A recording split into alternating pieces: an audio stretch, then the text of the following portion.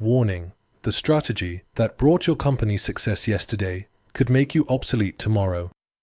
As industries evolve, what once set you apart often becomes standard practice. Companies that once led their markets can quickly lose ground if they fail to adapt. Take the airline industry. Southwest Airlines gained an edge by choosing a point-to-point model instead of following the traditional hub-and-spoke approach. This strategic shift allowed them to avoid the price wars and profit squeezes that plagued competitors focused only on efficiency. Sustained competitive advantage comes from more than just running operations better than your rivals. To stay ahead, you need to understand how strategic positioning, making distinct choices about how you compete, drives lasting success.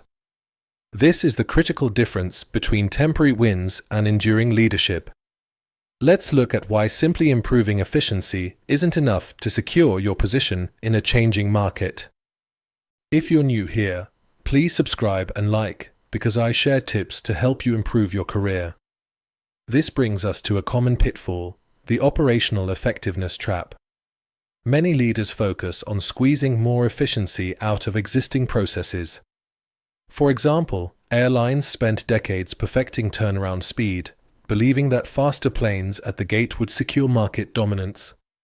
But operational effectiveness, doing the same things as your rivals, just a bit better, rarely leads to lasting success.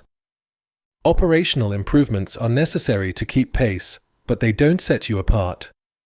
When one airline finds a way to cut turnaround time, competitors quickly adopt the same methods.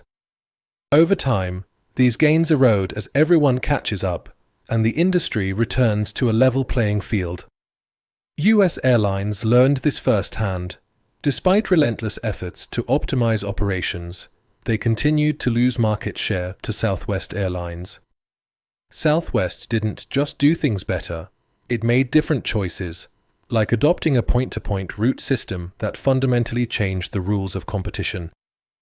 A clear warning sign that your advantage is purely operational is when your team's main question is, how can we do this better, rather than, are we doing the right things? This focus on incremental improvement keeps you locked in a cycle of short-term gains that competitors can easily copy. As Roger Martin puts it, strategy is an integrative set of choices that positions you on a playing field of your choice. True strategy goes beyond running the same race faster. It means stepping onto a different track entirely. The confusion between operational excellence and real strategy leads many companies to mistake temporary wins for sustainable advantage. Leaders often point to speed, reliability, or cost as proof of strategic strength, but these are simply the minimum requirements to stay in the game. To see what true strategic positioning looks like, consider a company that built its dominance not on efficiency, but on a unique system of choices that competitors struggle to imitate. If you're finding this helpful, please subscribe and like, because it helps us create content that matters to you. Also, if you want to take your skills further, check out our executive education and executive coaching programs at execbeat.com. Apple's approach offers a clear example of how strategic advantage is built on a coherent system of interdependent choices.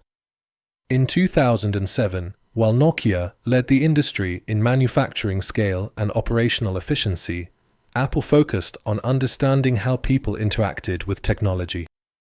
This insight drove a different set of choices, ones that competitors could not easily copy. Apple's success came not from isolated improvements, but from integrating hardware, software, and services in a way that created a seamless user experience.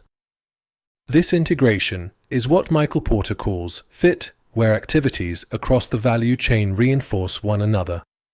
Apple's value chain demonstrates this fit at every stage.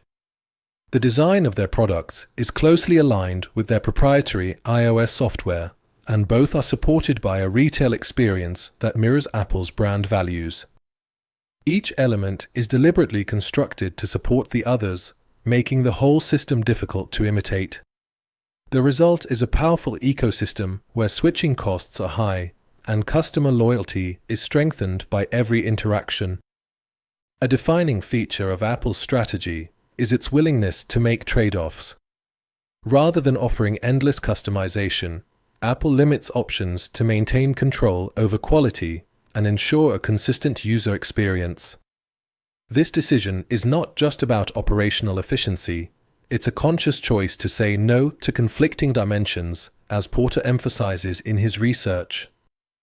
By focusing resources on a curated set of products and services, Apple reinforces its ecosystem and makes it even harder for competitors to match the overall value proposition.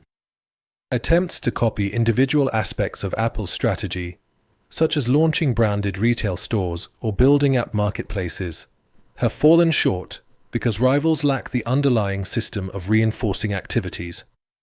Apple's advantage lies not in any single feature, but in the tight alignment of its choices across the business.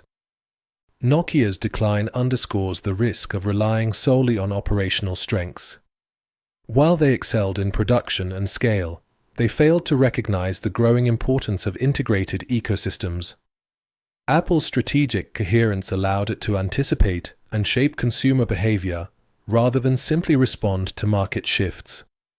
Understanding Apple's masterstroke reveals that enduring advantage depends on building a system competitors can't easily replicate.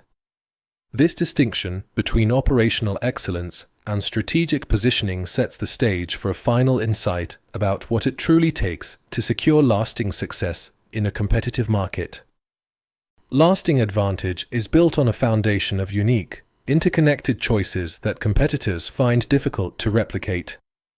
Porter's idea of strategic positioning shows how companies can carve out uncontested space, much like the blue ocean analogy, by creating a value chain where each activity reinforces the others.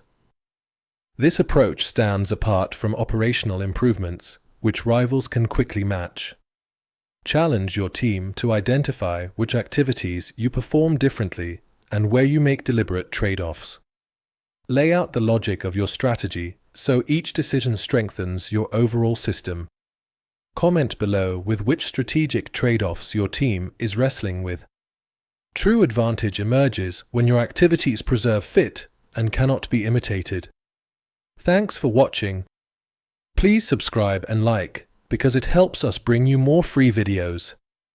And if you're ready to grow your career, visit execbeat.com to learn about our executive education and coaching.